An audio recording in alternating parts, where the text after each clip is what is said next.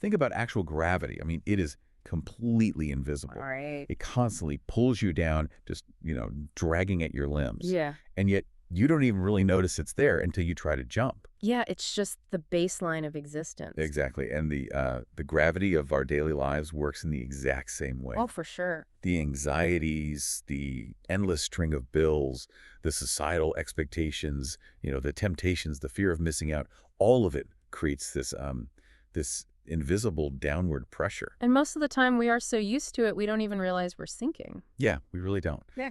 So, welcome to the deep dive. Today, our mission is to learn how to reach escape velocity. I love that phrasing. Right. We are unpacking a highly specific, honestly fascinating source text today. It's a speech originally delivered at a sacrament meeting, which is a standard Sunday worship service in the Latter-day Saint tradition. Yeah, but what makes this specific speech so incredible is the framing. The speaker uses the rigorous life or death framework of astronaut training as a blueprint for spiritual progression. It is such a brilliant mental model. I mean, the speaker essentially argues that you cannot break free from the gravity of this world by just, wishing for it. Right. Escaping gravity requires violent force, immense preparation, and highly specific training. Exactly. And whether you are listening to this as someone deeply religious looking to strengthen your faith, or you are simply a learner fascinated by how people build psychological resilience against immense life pressures. This 5-step framework is just an absolute masterclass. It really is. It strips away the abstract, flowery language we sometimes associate with spirituality, right? And it replaces it with a tactical operational reality. You are literally training to survive in a hostile environment. So we have to start where any space program starts, which is the gear. The gear, yeah. Yeah. You cannot survive the escape from gravity, let alone the actual vacuum of space,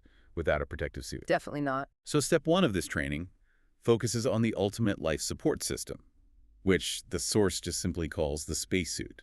Right, and in this framework, the spacesuit represents a complete, obsessive focus on Jesus Christ and a deep conviction of your own divine potential as a child of God. Yeah, the analogy is that just as a literal spacesuit protects an astronaut from the deadly vacuum of space, the lack of oxygen, those wild freezing temperature swings. Which are extreme. Yeah, super extreme. Keeping your focus on Christ insulates you from the extreme temperatures of life's trials. Let's break down the mechanics of why that specific insulation actually works. Okay, let's do it. Think about what happens when someone experiences a sudden drop in the temperature of their life, so to speak. Maybe they lose their job, or they experience a bitter betrayal, or they face an unexpected health crisis. Right, something that just shocks the system. Exactly. If your core identity is entirely tied to your career or your bank account or your social status, that cold reality instantly penetrates to your core. Oh, wow. Yeah. You freeze. You panic because your environment is suddenly dictating your worth. You're basically walking out of the airlock in a t-shirt. Precisely. You have no protection. But the spacesuit of divine potential completely changes that dynamic. That's so. Well, when you internalize the belief that you are fundamentally a child of God, you create this impenetrable thermal layer. Right. The environment outside might be absolute zero, the circumstances might be devastating, but your core temperature remains stable. Because your worth is sealed inside the suit. Exactly. Totally independent of the external vacuum. The source actually uses the biblical story of Peter walking on water to illustrate this exact mechanism. Oh, yeah. Walking on water is the ultimate defiance of gravity, right? Literally. But the text makes a really interesting point about Peter here. The impossible remains possible, and gravity is suspended, only as long as he keeps his eyes locked on the Savior. Yeah, that focus is key. The very moment he looks down at the churning waves, the moment he starts analyzing the hostile environment around him, the suit depressurizes. He lets the environment dictate his reality. The physical storm becomes more real to him than his spiritual anchor. And the immediate result is that the gravity of the water takes over, and he begins to sink. Right, so keeping the suit sealed requires conscious, continuous focus. Which sets up a pretty terrifying transition into the next phase of training, honestly. Because once you are suited up and protected, you will inevitably face unexpected emergencies out there in the dark unknown. Oh, emergencies are guaranteed. Surviving them requires a radically different type of instruction following. Step 2 focuses on seeking the Holy Ghost's guidance and taking the first steps in an emergency with absolute faith. And this is where it gets tough. Yeah, the source introduces a concept here that I I really struggle with, to be honest. It says we are often told what to do, but the how is left entirely up to us. Right, you get the destination, but no map. And I have to push back on the logic of this because in real astronaut training, emergencies mean pulling out a thick, rigid checklist. Yeah, you don't guess your way through a crisis. Exactly. If an oxygen tank blows, you don't just feel your way through it. But this spiritual training demands you act on a prompting without having the blueprint figured out. It sounds counterintuitive. Honestly, that sounds dangerously close to blind obedience. Yeah. Like, how does the source differentiate between blind obedience and this spiritual first step? Well, that is the core tension of the entire spiritual journey, right? I mean, blind obedience is acting without thinking, usually out of some fear of punishment. Right. What the source is describing is trust, but trust based on an established relationship. But it is, undeniably uncomfortable. Extremely uncomfortable. The text references Nephi to ground this idea. So Nephi is an ancient prophet in the Book of Mormon who was commanded by God to build a transoceanic ship. Okay. The problem, he had absolutely zero background in shipbuilding. So no engineering degree. None. He wasn't handed a blueprint or a material list. He was given the, build a ship.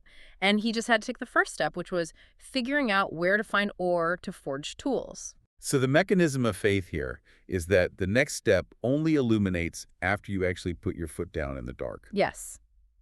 The speaker calls this becoming the Lord's sharpened pencil. I really like that visual. It's great, right? A pencil doesn't know what it's drawing. It doesn't see the grand masterpiece. It only feels the immediate pressure on the paper. It just moves where it's guided. Exactly.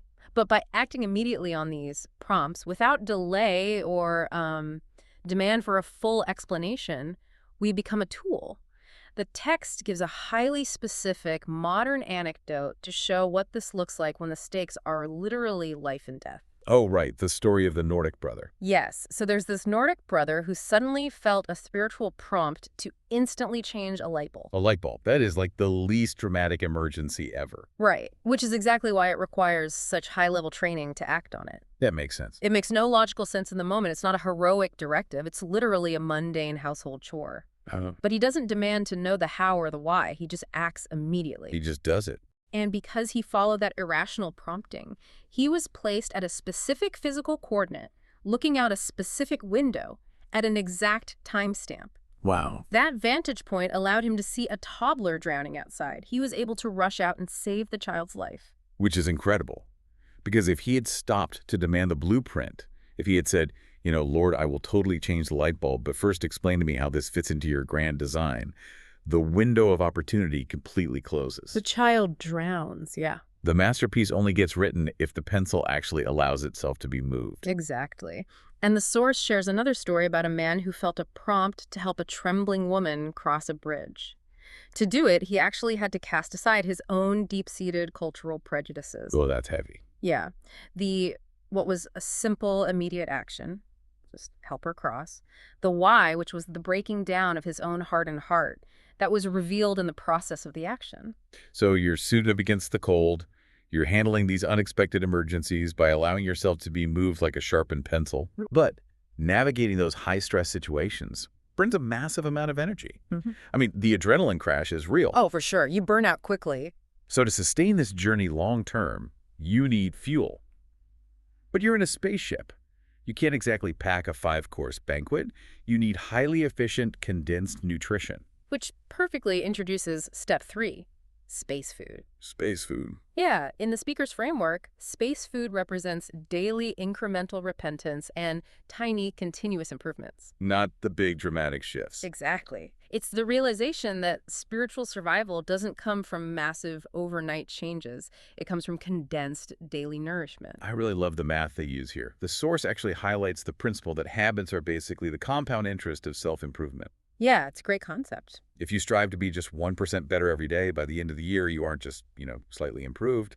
The math 1.01 to the power of 365 means you are roughly 37 times better. It is an incredibly practical, mathematical approach to theology. It really is. The source says this slow, steady intake of space food is what warms the heart. It provides the spiritual stamina that makes a person want to sing the song of redeeming love, even when the external environment is incredibly dark. But let's look at why this is so difficult in actual practice. Because it is. Oh, absolutely. Think about steering a massive cargo ship. If the captain turns the wheel by just 1 single degree, the crew standing on the deck won't feel anything at all. Right, there's no dramatic lurch. For the first few miles, the scenery looks exactly the same. But 3 days later, because of that 1-degree shift, the ship arrives on an entirely different continent. It completely changes the trajectory. Yes. The problem is, human nature despises the 1-degree turn. We are chemically wired for dopamine. We want the movie montage, right? We want the training sequence. Yeah, we want the cinematic sequence with the heavy music where we change our entire life over a single weekend. Well, the movie montage expectation is actually a massive vulnerability in our training. How so? Because when we try to overhaul our lives by 50% in one day, it is completely unsustainable. We inevitably crash, the gravity of the world pulls us right back to our baseline, and the resulting shame just makes us feel like total failures. Right, we bounce back harder. Exactly. The 1% space food diet requires immense humility. It strips away the ego of rapid transformation. You don't get the applause. No applause. Yeah. It demands that you find victory in a tiny, almost imperceptible shift. Like choosing not to snap at a coworker on a random Tuesday or spending 3 extra minutes in quiet reflection. Yeah. It takes far more discipline to eat the boring space food every single day than it does to try and consume a year's worth of spiritual growth in one highly emotional weekend. Okay, that is a powerful paradigm shift. Yeah. But, stamina and energy are basically useless if you don't have a navigational heading. True. You don't go through astronaut training just to float around in orbit, just trying not to die. You have an objective to complete. You have a mission. And you need to know your operational manual inside and out to execute it. Which brings us to step 4, the flight manual. The manual? In this spiritual context, the flight manual means prioritizing your knowledge of God, of sacred covenants, and the temple. Okay. The text actually refers to the temple as the greatest university known to man. Now, for context, in the Latter-day Saint faith, covenants are sacred, two-way promises made between an individual and God, and they often take place in temples. Right. And the source makes a beautiful point here. If you cannot physically attend this university, repeating your covenants in your heart continues to bring the exact same blessings. Let's dig into the mechanism of how memorizing these covenants actually helps in an emergency. Yeah, let's look at that. Because the source shares an incredibly moving anecdote about a church member who was battling cancer. And because of their deep internalized knowledge of these covenants, their mastery of the flight manual, they experienced an unexplainable joy and peace. It's an amazing story. They were able to pray, "It is enough," despite the absolute terror of not knowing the causes or the ultimate outcomes of their illness. Yeah.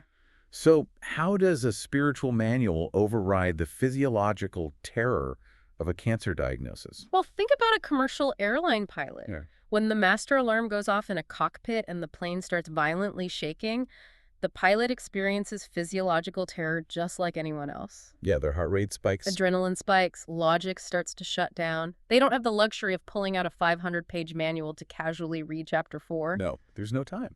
Right.